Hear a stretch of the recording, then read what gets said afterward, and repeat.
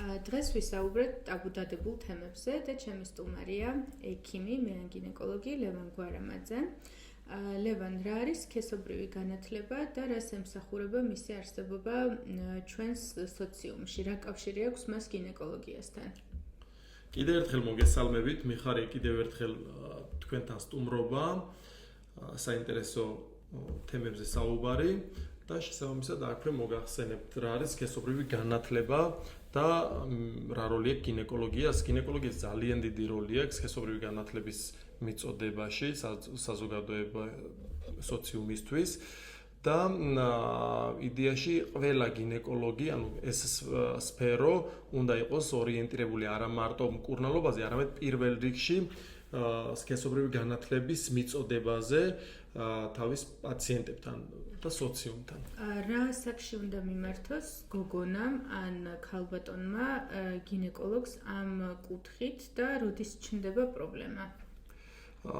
იცით რა არის ჩვენ რეალობაში ყველაფრის გათვალისწინებით იმის რომ ვართ ქართველები ცოტა უფრო რთული მენტალიტეტი გვაქვს და ცოტა მძიმე შეხედულებები ამ სფეროს მიმართ მინიმუმ ქალბატონმა გოგონამ ექიმთან ვიზიტი უნდა დაიწყოს, რა თქმა უნდა მეურვესთან ერთად, ერთ-ერთ მშობელთან ერთად აუცილებლად ყველაზე ცუდ შემთხვევაში მენარხეს შემდეგ, ანუ უკვე პირველი მენსტრუაციის შემდეგ. ეს არის ყველაზე უფრო გვიანი პერიოდი, ოპტიმალური არა, უფრო გვიანი პერიოდია, როცა უკვე გინეკოლოგის ჩართულობა უნდა მოხდეს მის ცხოვრებაში. თუმცა სასურველია უფრო ადრე, სანამ მენსტრუალური ციკლი ჩამოყალიბდა, დაიწყება და ჩამოყალიბდა, იქამდეც იყოს განხორციელებული ვიზიტი, რომ მომზადებული იყოს ბავშვი ფსიქოლოგიურად ამ ყველაფრისთვის, მშობელთან ერთად იწყება, რა თქმა უნდა, ბავშვის ფსიქიკას და მენტალიტეტზე მუშაობა, რომ ეს ყველაფერი არ იყოს ტრავმული. მაგრამ აქვე არსებობს კიდე გამონაკლისები.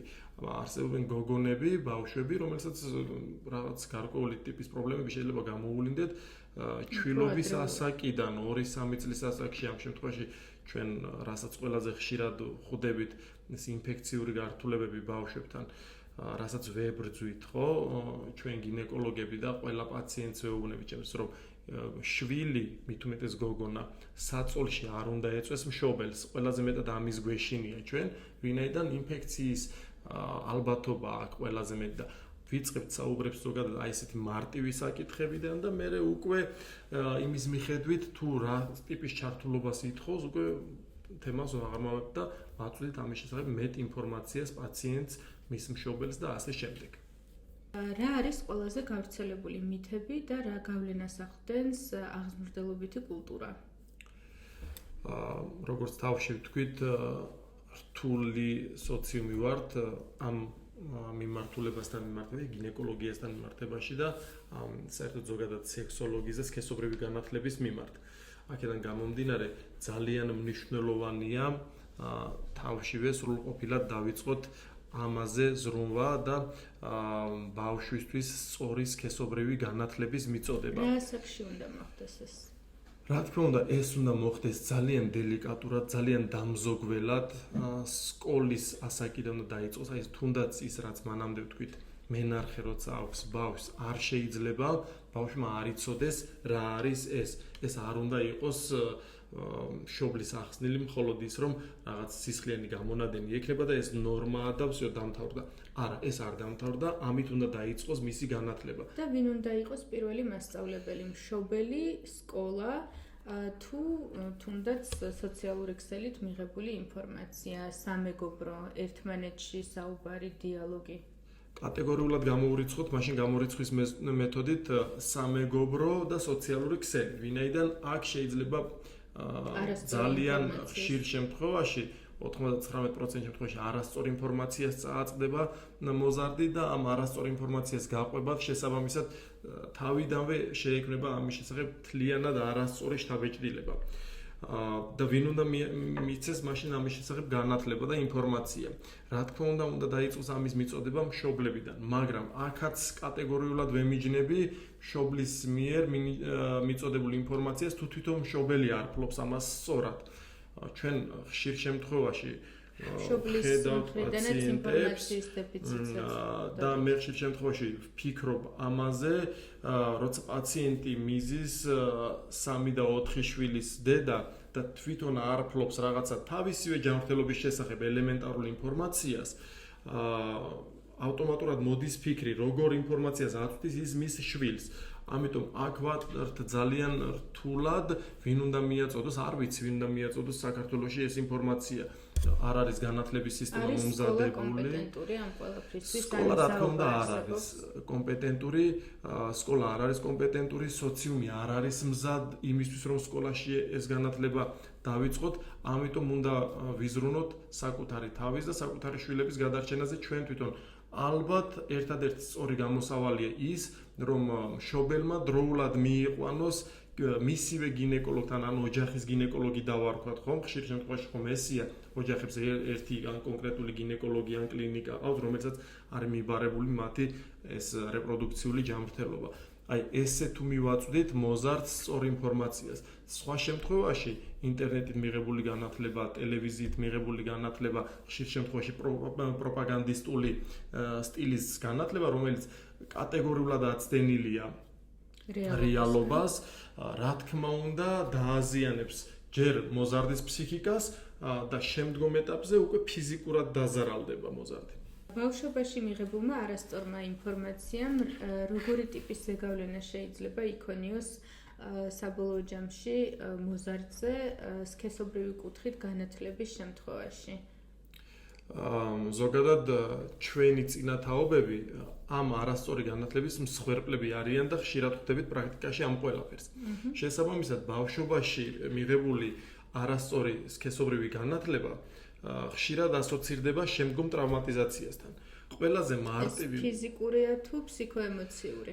პირველ რიგში ეს იწყება ფსიქოემოციური ტრავმატიზაციით. ხოლო ეს შემდგომში, როცა გადავდივართ უკვე მოზარდობიდან უკვე მოციქულობის ასაკში და უკვე სქესობრივ ცხოვრებას როცა იწყებს გოგონა, ქალბატონი, მერე იქ უკვე ფიზიკური ტრავმატიზაციაც არ არის გამორიცხული არასწორად მიღებული ინფორმაციის გამო. ყველაზე მარტივი და თვალსაჩინო მაგალითი ამ შემთხვევაში არის ჩვენს მიერ რაღაც იმათ ქცეული საქალწულე აპკის შესახებ მითები, ინფორმაციები და ასე შემდეგ და ჩვენ ხომ ვიცით და ჯობია რომ აქვე ვაღიაროთ, რომ ამ საქალწულე აპკის დაზოგვამ და ასე ვთქვათ დაზოგვამ და შემდგომში რაღაცა სქესობრივი ურთიერთობის არასწორი სქესობრივი ურთიერთობების დამყარებამ რა პრობლემები გამოიწვია საზოგადოებაში. ამიტომ ძალიან დიდი მნიშვნელობა აქვს ჩვენ მოზარდს თავიდანვე ვუთხრათ რა არის სექსი. ანუ ჩვენ არ უნდა შევუქმნათ სიტყვა სექსგან რაღაცა საშინელება, არც გადაჭარბებული მოლოდინები. ხშირ შემთხვევაში ბავშვებს ამ აქტის მიმართ, სქესობრივი აქტის მიმართ უკვე 15-16 წლის ასაკში, როცა საპირისპირო სქესის მიმართ აქვს ინტერესი, სექსის მიმართ აქვს გადაჭარბებული მოთხოვნები და მას ილუზია აქვს შექმნილი, რომ ეს არის რაღაც მისთვის ხელმიუწვდომელი და რაღაც განსაკუთრებით კარგი. მერე პრაქტიკულ რეალობაში, როცა 22, 25, 28, 30 წლის ასაკიდან იწყებენ სქესობრივ ცხოვრებას და ეს მათი მოლოდინები არასწორად მიღებული ინფორმაციის გამო არ მართლდება, ხშირ შემთხვევაში ანუ ოჯახური კონფლიქტები იწყება, სქესობრივი გაუგებრობები იწყება და წყვილი ვერ იგებს სად არის ჭეშმარიტება, საიდან უნდა დაიწყოს პრობლემის აღმოფხვრა. სინამდვილეში მარტივია პატარა ასაკიდან სწორი ინფორმაცია მიაწოდოს ან ამ მიმართულებით განათლებულმა მშობელმა, ან სწორად მიიყვანონ ექიმთან.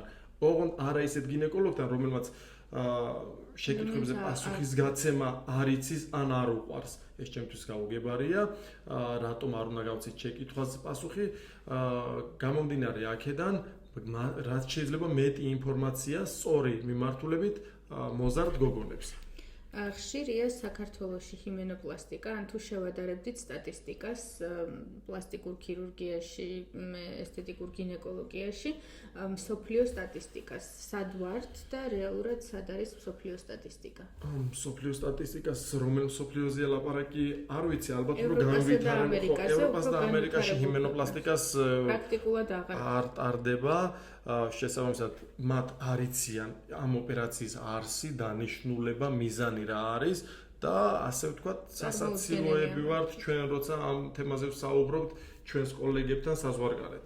რაც შეეხება საქართველოს, საქართველოში ჰიმენოპლასტიკა არ არის იმ პლასტიკურ ოპერაციებში დიდი რაოდენობით, პირიქით ძალიან მცირე რაოდენობით წარმოება ეს ოპერაციები, თუმცა აქ ერთი ფაქტია მნიშვნელოვანი, სტატისტიკაში ვერ ხვდება ჰიმენოპლასტიკა.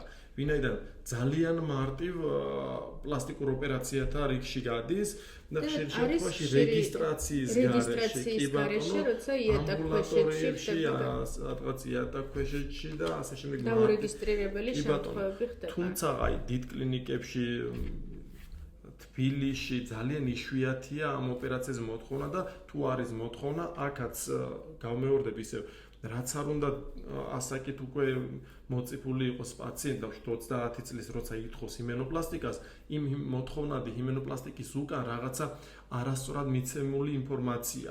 თუ ჩვენ პაციენტებთან მე მაგალითად კონკრეტულად ჩემ თავზე ვიტყვი, ალბათ 80-90%-ისთვის გადაფიქრებული მაქვს ეს ამ ოპერაციის ჩატარება. რაღაც ფსიქოლოგიური პრობლემა იმალება ხოლმე მის უკან. რა თქმა უნდა და ამავდროულად მათ არ იციან მიზანი, რომ ტარდება ჰიმენოპლასტიკა, რა შეიძლება ჰიმენოპლასტიკით მიიღოს.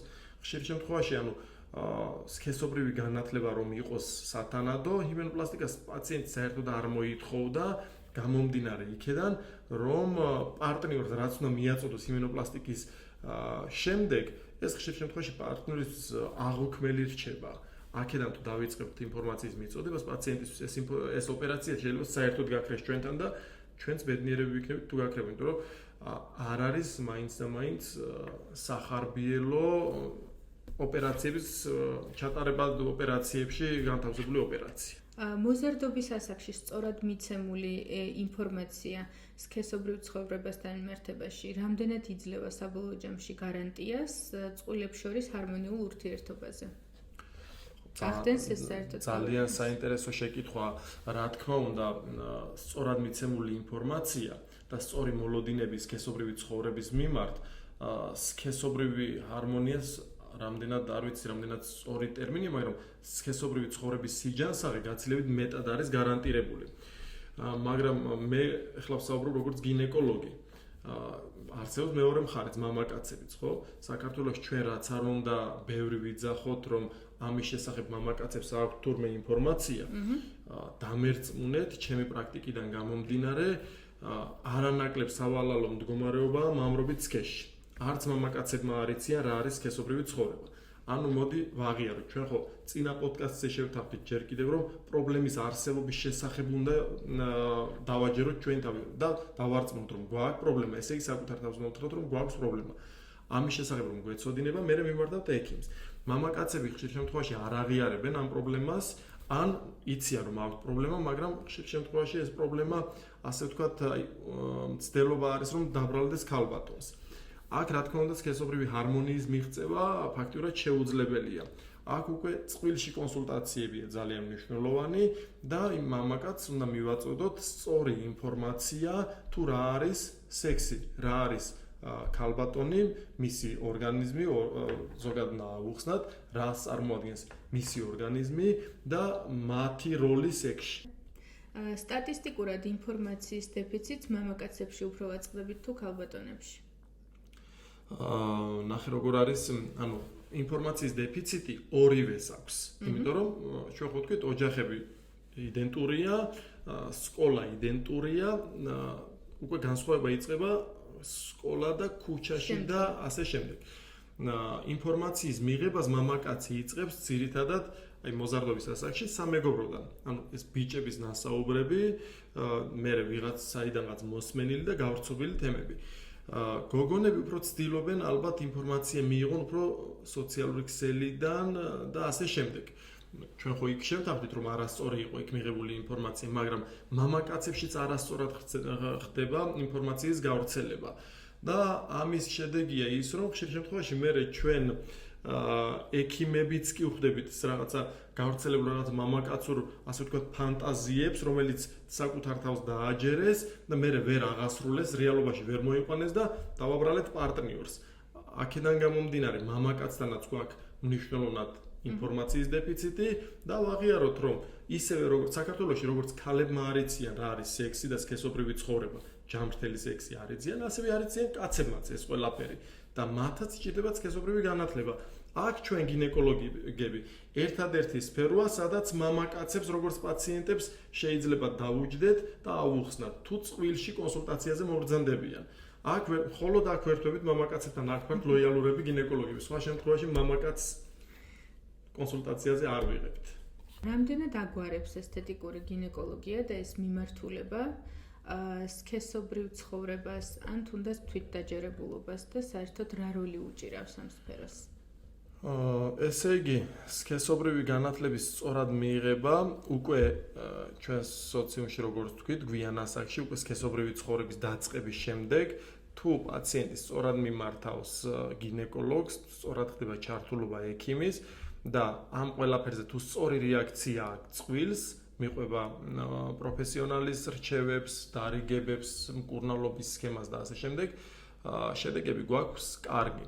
ამავდროულად ჩვენ არ უნდა დაგვავიწყდეს, რომ სქესობრივი ცხოვრება იწყება, მაგრამ სქესობრივი ცხოვრების განვითარებას, ამ ამოცნობას, ამ ფენომენს და მერე შემდგომში უკვე ყოველდღიურ ცხოვრებაში ამ ყველაფრის განვითარებას აქვს თავისი რაღაც სტადიები. სქესობრივი ცხოვრებას იწყებენ, მეც შეიცნობენ საკუთარი სხეულის და პარტნიორის სხეულის შესახებ, მერე უკვე იქ ერთვება შვილოსნობა აუცილებლად რაღაცა პერიოდის მერე, შვილოსნობა გარკვეულწილად აფერხებს სქესობრივ ცხოვრებას, მშობიარობის მერე ხშირ შემთხვევაში ქალბატონებში უფრო თავს იჩენს ტრავმები, ტკივილი, თუნდაც მენსტრუალური დარღვევები, რაც მაინც და მაინც არ არის მარტივად აღსაქმელი და გადასატანი ქალბატონის მხრიდან და აქვე, სწორად ჩართული პარტნიორი ამ ყველაფერში და სწორად მიმართვა ექიმთან, ისევ საკუთარ გინეკოლოგთან, რომელიც მე ამ ყველაფერს აკორექტირებს, შეიძლება შემოიფარგლოს მხოლოდ ესთეტიკური გინეკოლოგიით ან პატარა ფუნქციური რაღაც ჩარევებით, ინექციური თერაპიებით, თუ ეს პროცესი არ მიუშვა პაციენტმა და არ განავითარა და არ გაუირთულა მდგომარეობა ისე, რომ მე შემდგომში უფრო რთული პროცედურები და ოპერაციები საჭირო გახდეს. ამიტომ მარტივად შეგვიძლია ვთქვათ, რომ სექსოლოგის, გინეკოლოგის, მიანის სწორი ჩართულობა ქალბატონის და წყვილის ცხოვრებაში ძალიან ხშირად განაპირობებს იმ ჰარმონიას, რაც წყვილს სჭირდება. სტატისტიკურად რამდენად არის ერთმანეთთან კავშირში სქესობრივი ჰარმონია და ანორგაზმი, ან პროპორციულად რას ხვდებით, თუნდაც ქართულ რეალობაში? მაგ კუთხით, ესე იგი, სქესობრივი ჰარმონია პირდაპირ კავშირშია ორგაზმთან. ანორგაზმის მიმართულებით მამაკაცებში დიდად პრობლემა არ გვაქვს, თუმცა პრობლემა არის ქალბატონებში და ოფიციალური სტატისტიკით ქალბატონების ნახევარზე მეტი, 50%-ზე მეტი განიცდის ამ დაავადებას, ანორგაზმიას. თუმცა აქაც სწორი ჩართულობა, სწორი კომუნიკაცია და სწორი მიმართულების მიცემა გარკვეულწილად დაკავშირებულია უკვე იმასთან, რომ ეს პრობლემა არ მოიფრება და დაძლეული იქნება ქალბატონისთვის. მამაკაცისთვის ეს პრობლემა არ არის. ქალბატონში მოდი ის ვთქვათ, რომ ორგაზმი ხშირად არა ფიზიკურ ფაქტორებზე, ხშირ შემთხვევაში მენტალურ ფაქტორებზეა დამოკიდებული, ძალიან მნიშვნელოვანია სწორი ემოციური დამოკიდებულება პარტნიორის და თვითონ სქესობრივი აქტის მიმართ და როგორც კი სქესობრივი ჰარმონია და ორგაზმი კი ნამდვილად ერთად სახსენებელია, ერთ კონტექსტში სახსენებელია ორივე, ვინაიდან სქესობრივი ჰარმონია განაპირობებს ქალბატონის ორგაზმს. სოციალურ ქსელს რა როლი უჭირავს ამ ყველაფერში და ზოგადად განათლებაში მოზარდების? დადებითი როლი აქვს თუ უარყოფითი ხშირ შემთხვევაში? გააჩნია სოციალურ ქსელებს, რომელიც სოციალურ ქსელზე ლაპარაკი, მაგრამ ალბათ უფრო იმათ გულისხმობ, რომელიც ნეგატიურ გავლენას ახდენს.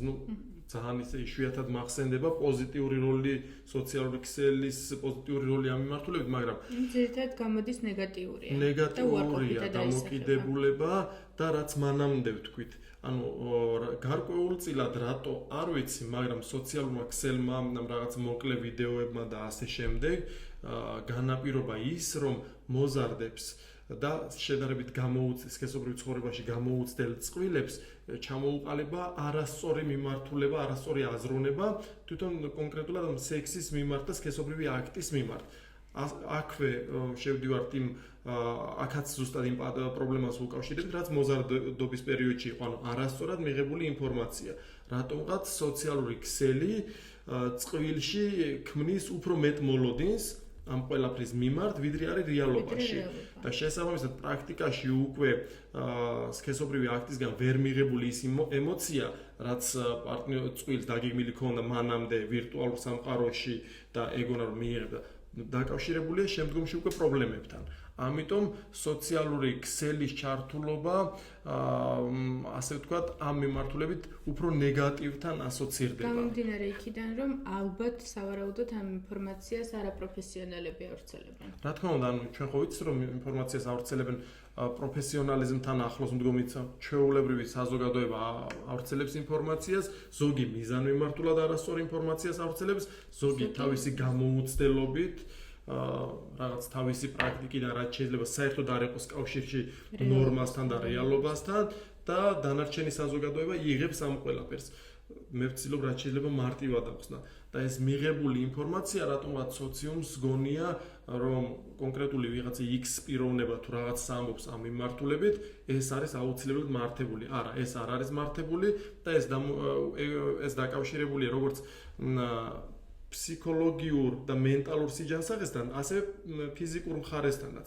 აქ მამაკაცებთანაც პრობლემაა, ხშირად ქალბატონების მიმართ აქვს მოთხოვნები ისეთი, როგორცაც ხედავენ სოციალურ ქსელში და იქ უკვე ირღვევა ჰარმონია, როცა მოთხოვნა დიდია და პარტნიორისგან ვერ იღებს იმას, რაც ჭირდება მას. ზოგადად არსებობს თუ არა მითიური ჯიზონა და ესთეტიკური პროცედურების ჩატარება ამ მიმართულებით რამდენად შეესაბამება რეალობას. რისი მომცემია საერთოდ? ბევრი აზრი არსებობს და აზრთა სხვადასხვაობა. საერთოდ მე ვფიქრობ ასეთ რაღაც, რომ იმ ჰარმონიის ჩამოყალიბებაში, რასაც წყვილი ითხოვს, ჭირდება და აუცილებელია და ჩვენც ამისთვის ვიბრძვით. ყველა ღონე უნდა გამოვიყენოთ, ყველა მეთოდი უნდა გამოვიყენოთ იმისთვის, რომ მივაღწიოთ მათთვის სასურველ შედეგს. აქედან გამომდინარე, ნებისმიერი ესთეტიკური ხარის მოწესრიგება, ეს ინექციური თერაპიები, ქირურგიული ოპერაციები, რომელიც აუმჯობესებს ფიზიკურ მხარეს და ასევე ფუნქციურ მხარეს, არის გამართლებული. რაც შეეხება თქვენს მიერ ნახსენებ კონკრეტულ G-ზონას. ეს G-spot-ი, ანუ ეს ზონა, რეგიონი, რომელიც არის ვაგინის წინა კედელზე, გარკვეულწილად გახდა დებატების მიზეზი. ექიმების კატეგორია მას საერთოდ არ აღიარებს, მეორე კატეგორია პირიქით აღიარებს და ზოგი გადამეტებულ მნიშვნელობასაც ანიჭებს. რეალობა არის ერთი და ჯიუტია ფაქტი. და ეს ფაქტი რა შემდგომარეობს? ანუ ნამდვილად არსებობს ვაგინის წინა კედელზე ეს ზონა, რომელიც შედარებით უფრო მგრძნობიარე, ჰიპერმგრძნობიარე სხვა კედელს. უბრალოდ თამოყრილია ნერვული დაბოლოებები უფრო მეტი. და შესაბამისად იქ სენსორიკა არის გაძლიერებული და აქედან გამომდინარე, რომ ვიღაცამ შეიძლება G-spot-ი დაარქვას ამას, ვიღაცამ შეიძლება საერთოდ არ აღიაროს ეს ზონა, მაგრამ ფაქტი ჯიუტია არსებობს და ნებისმიერ ქალბატონში გამოკვლევას როცა ვატარებთ, ამ ზონის მგრძნობელობა გაცილებით მაღალია კედლის სხვა მიდამოებთან შედარებით. ამიტომ ჩვენ რას ვაკეთებთ? ჩვენ გვაქვს ხელთ რაღაც ბერკეტები, რითაც შეგვიძლია ვიმოქმედოთ ამ ზონის სენსორიკის მომატებაზე, ან თუ დავუშვათ დაზიანებულია, ხანდახან ზემოთ აწეულია მშობიარობის შემდგომ ტრავმატიზაციის შემდგომ და ასე შემდეგ, შეგვიძლია დავწიოთ, დაუბრუნოთ ფიზიოლოგიურ ნორმას, ჩამოვწიოთ იქ, სადაც იყო, გავზარდოთ სენსორიკა, ხო, რაც თერაპიები და რეალურობის შემოსავლებით, რამდენად რეალურია, პრაქტიკა აჩვენებს, რომ რეალურია. ჰიალურონის ჯავას გამოყენებით, იქ გრძნობელობა მატულობს G-ზონის არეში, შესაბამისად უმჯობესდება სქესობრივი ცხოვრება. ეს ყველაფერი მიმართულია ისევ იმ ჰარმონიისკენ, რაზეც ჩვენ თავშივე დავიწყეთ საუბარი. კი, გვაძლევს ეს ეფექტს, შესაბამისად ჩვენ ვმუშაობთ იმაზე, რომ მივაღწიოთ წყვილში სქესობრივ ჰარმონიას. თუმცა აქვე კიდე ერთხელ დავაკონკრეტებ რა. G-ზონის აუგმენტაცია, რასაც ჩვენ ვეძახით და ამ ზონაზე ჩარევა აუცილებლად უნდა განახორციელოს პროფესიონალმა რა. მე როგორც ექიმს შემიძლია ესეთ რაღაცა გავაჟღერო აქვე რომ ყველა პაციენტი არის განსხვავებული. ანუ ლიტერატურაში ვიღაცამ შეიძლება სადღაც აღწერა დაახლოებით რა დონეზია, რამდენი სანტიმეტრი შესავლიდან და ასე შემდეგ და ერთი საშუალო სტატისტიკური მონაცემი გვაქვს და თუ ჩვენ დავიწყებთ აუგმენტაციას ამ ზონას ზუსტად იმ 4 სანტიმეტრში კარებჭიდან და ასე შემდეგ დამერწმუნეთ შედეგი შეიძლება მივიღოთ 10-დან 1 პაციენტთან. ვინაიდან ძირითადად ამის აუგმენტაცია და შევსება გვჭირდება უკვე ტრავმირებულ ვაგინის კედლებზე, ტრავმაში გულისხმობ მინიმუმ მშობიარობას და ამის შემდეგ მშობიარობის შემდგომ იმდენად ირღვევა კედლების დავუშვათ ფიზიკური მდგომარეობა, რომ შეიძლება ნამდვილად არ დავხვდეთ 4 სანტიმეტრში, ან 6 სანტიმეტრში, ან 7 სანტიმეტრში და ასე შემდეგ. შეიძლება საერთოდ აწეული იყოს შარდის ბუშტის მიმართულებით, ანუ ამას ჭირდება კვალიფიციური ექიმის მხრიდან მოძებნა ამ ზონას, პაციენტის მხრიდან უნდა მოხდეს დადასტურება, რომ ნამდვილად ეს არის ეს ჰიპერგრძნობიარე ზონა და შემდეგ უკვე სწორ შრეებში შეშვება მედიკამენტის, რომ ჩამოიწიოს და მივიღოთ უფრო მეტი გრძნობელობა და არა პირიქით ჩამოყალიბებული ნაწიბური, დაზიანებული უბანი და პლუს ტრავმულად გაკეთებული აუგმენტაცია ხშირად ქალბატონისთვის ასოცირდება ტკივილთან. ქალბატონის ასოციაციები ტკივილთან ხშირ შემთხვევაში ვიცით რომ სქესობრივ დისფუნქციას იწვევს და ტრავმირების შემდეგ სქესობრივი ჰარმონიის მიღწევა ფსიქოთერაპევტების ჩართულობის გარეშე უჭირთ ხოლმე ქალბატონებს. ამიტომ თავიდანვე სწორად უნდა დავგეგმოთ ეს ყველაფერი.